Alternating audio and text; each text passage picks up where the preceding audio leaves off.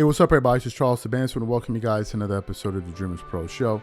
We'll cover everything from sports, hot topics, classic debates, entertainment, and where we give you guys a fresh perspective on things and how we see them. And today we have a very, very serious show in store for you guys. Before we get into it, please make sure you like the video and subscribe to the channel. So the big story yesterday was centered on NFL Miami Dolphin, I think wide receiver, I don't know what position he plays, Tyreek Hill, who was in an incident, involved in an incident with some Miami police officers. I believe there were 3 of them. I don't know if they were officers or troopers, I don't know, but let's just say police officers or law enforcement, let's just say it that way. And essentially what we heard yesterday at the time, because we produced a show about it, was that he was being detained on the floor. Something had happened to do with, probably he was speeding and all of that. And then subsequently, we got to hear from his teammate who was on the scene, who also came to try to, bring the temperature down in that situation and neutralize it. And he spoke on ESPN First Take. I believe he spoke on, the facility. He spoke there as well. So he made his rounds, right? So we reacted to the story. And then I said at the end of it, because we were just reporting it, I said, when the body cam footage comes out, then I'm going to be able to give a more informed opinion on what took place. So what happened? Yesterday, the body cam footage came out, and I posted on our community section of our channel, and I said the following. And I also attached the footage for people to go look at. But I said the following. I said, well, the footage is out. After watching it, son definitely put himself in a spot to be violated. And that cop with the tattoos was on a total power trip. I guess will be handled in court. My takeaway, Tyreek was at fault for how he was acting in the beginning, and the cop with the tats escalated the situation. You be the judge.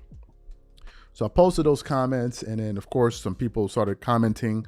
We're going back and forth, having a conversation about it. So I knew, right? I knew that this was going to be a major topic today. I knew this. And I was waiting to see what other people would say now that the footage was out, right? I was waiting to hear if some people were going to modify their positions or not. So it was this afternoon, and a video was recommended to me from ESPN, from their channel, from ESPN, from the show Get Up, right? And on the panel, you had various former NFL players there, and they were essentially weighing in on the issue.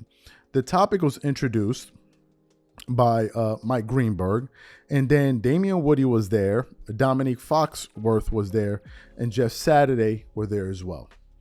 So they introduced the topic, they showed the footage, and then Mike Greenberg immediately handed over the topic to Dominique Foxworth and I think Damian Woody. And then they proceed to go out there and give one of the most ridiculous analysis of the situation. And as I was listening to it, I said, we have to put out a show today to refute some of these points that they were making, because I think a lot of the points that they were making were dangerous and misleading to a lot of blacks, especially black men. So for those of you who didn't hear what they had to say, we want to play for you now, and then we're going to come back and react to their comments. Take a listen to the soundbite here. It's impossible for many of us to remove the context from this conversation of like the racial history in America. And I mean, the reason why Colin Kaepernick was kneeling, because of the relationship with police and black men in particular. But I often think about who, like, when we're having these conversations, who are they for? Who is it for? Like, I don't need to like bring that up, because black people know. And if there are people who find themselves watching that video who are more sympathetic to the police, I would also ask them to remove the context from this conversation and just watch the videos, all of them. And you'll see that at every moment that there is an opportunity to de-escalate, the police are the ones that are escalating it. Those are the people who are supposed to be trained in the calmest and most comfortable in those situations. And it seemed like even when you look at the Calais Campbell video or the Jonnu Smith video, those guys are calm and reasonable and thoughtful about the things that they are saying. And it felt like it was always the same officer. And I think it's important also to point out that in those videos, you see that the other officers are recognizing in the moment that that one particular officer is going above and beyond. And they are like hinting towards him, but at no point do they say, hey, stop it, you're making this worse. So that's the scary part. And the what if if it wasn't Tyreek is the thing that I think stands out in this, because it reminds you that there's no more obvious place than outside of the Dolphin Stadium, a black man with lots of muscles, a gold chain, and a Ferrari. He's probably someone that you guys should think twice about treating this way.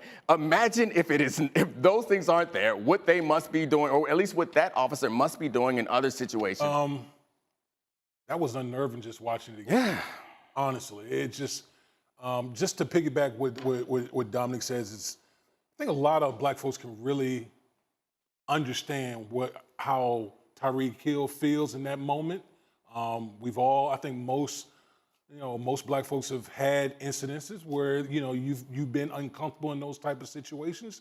I think the thing that stands out to me in that situation is like how ego in that situation can really inflame everything that's going on.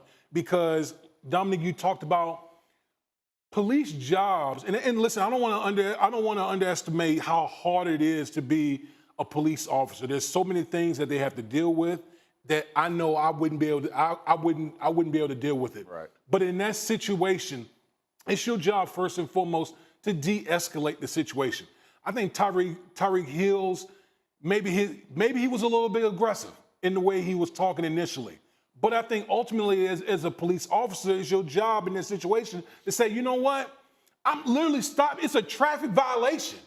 How do you go from a simple traffic violation to basically pulling a man out of his car, handcuffing him face down on the pavement, then forcibly, when the man is telling you, like, listen, I just had knee surgery, and you're still like forcibly, being aggressive to that man? Like, none of that is necessary.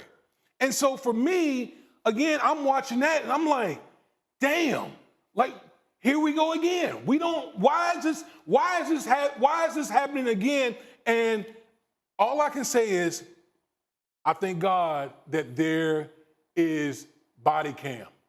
That's been the biggest thing that's happened in recent memory, is the fact that we have body cam in this situation to show the whole picture of what's going on. Body cam's a start. Repercussions is the next step. Correct. Yeah, and I think that the responsibility for the officers that are there, the ones that are overreacting and the ones that aren't, is to de-escalate the situation. Right. And to take control of that situation. And like the name George Floyd hasn't been brought up. Like, this isn't as serious outcome, but that's the same situation where there were other officers there. There are other people there and other officers there who can step in. And we noticed at points, I think the Jonnu Smith one, where one officer's telling him to leave, which is de-escalating situation. The other officer comes up and says, no, now you have to deal with me. It's like, take a deep breath. You said ego. Take a deep breath. What's the thing that could make this get worse? It's you acting like that.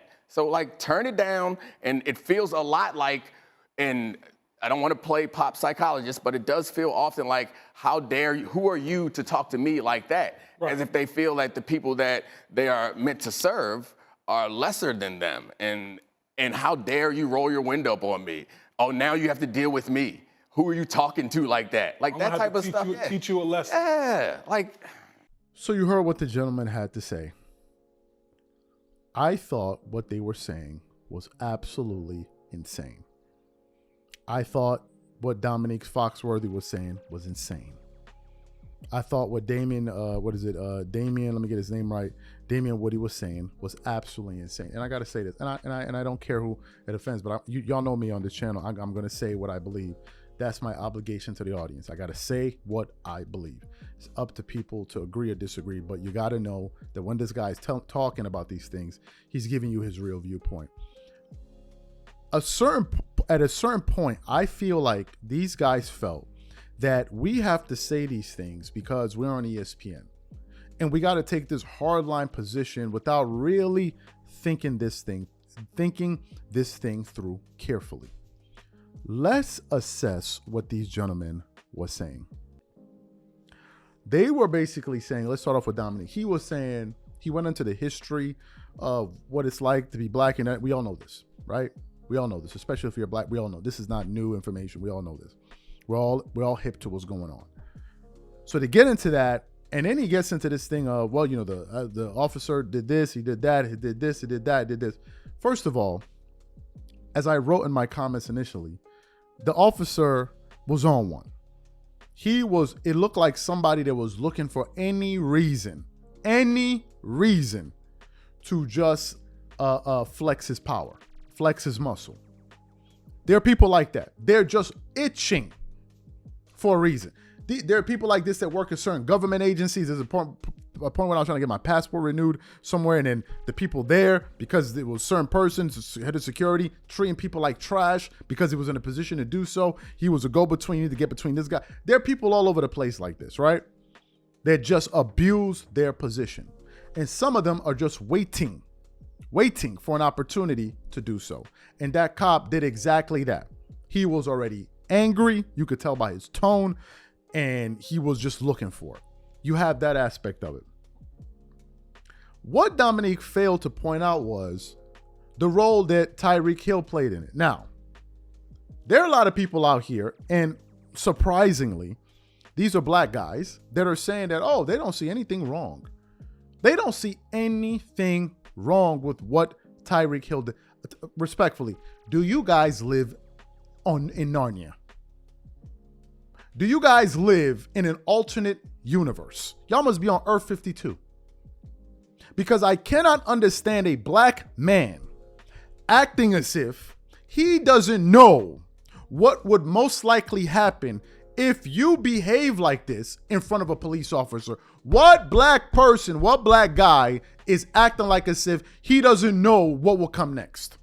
That's the first thing, right? If you listen carefully, this was my takeaway. Tyreek was able to get away with what took place because of who he was. Period. Had that been a normal black person or black guy doing what he did, talk about don't knock on my window like that. Don't knock on my window like that. Roll down your window. If that had been a normal black person behaving like that at a police stop, what the hell do you think would have happened? So for Dominique Foxworthy and Damian Woody, for them to be encouraging black men to say, no, there's nothing wrong with what happened. For them not to point out the role that Tyreek played in it, they're basically saying what he did, there's nothing wrong with it. And you can go out there and do the same thing and nothing will happen. Really? Really? You know damn well that if an ordinary black guy behaved like that, God only knows what the outcome would have been. And knowing that, why would you then go out here and advise young black men to behave like this? Why would you do that? Number one. Number two, would you give that advice to your kids? Rather, to your son? Would you give that advice to your nephew? Would you give that advice to your brother? Would you give that advice to young black men that you? Of course you wouldn't. Of course you would not. Of course you wouldn't. Because you already know what time it is. If you live in America, you know this. So to pretend like as if you're living in Peter Pan land, well, it's wrong that we understand that it's wrong, but we got to deal with reality. You got to deal with reality. We're not dealing with how it should be, how it used to be. We're dealing with how it is. And some people say that's the first. The second thing, and I was going through the comments. I want to see if I can pull up a comment here because I responded to someone's I responded to someone who left a comment, and I'm trying to see what the person said. Yes, the person said, he said, not against the law to be rude to a cop. No law that says you have to lower the window all the way down on a traffic stop either. I then responded with this. I said, but why risk it when your life is potentially, your life could potentially be in jeopardy? Why gamble with your life, gamble with your life like that? I'm not saying how the police handled it was right, But you have to choose your battles. Why? My thing is, if you're in a situation involving a police officer and you know you're not the authority figure, you know you're not the one with the power, why would you then choose this moment in life to now have a tug of war with the police? I don't understand that. I don't understand that. Anyone with wisdom would do otherwise. So why would this be your defining moment? I'm going to stand up to this police and show them why would that be?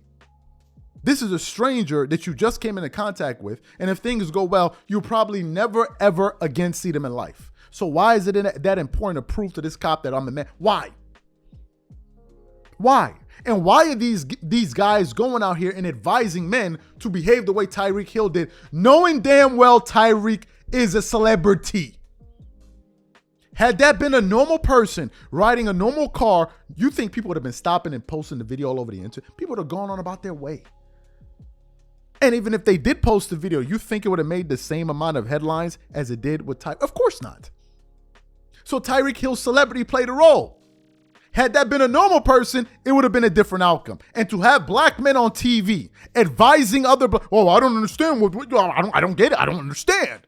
I don't understand why you wouldn't do that. This is the advice you want to give black men? This is the advice. And I'm someone that has had some pretty gruesome encounters with police officers. Gruesome.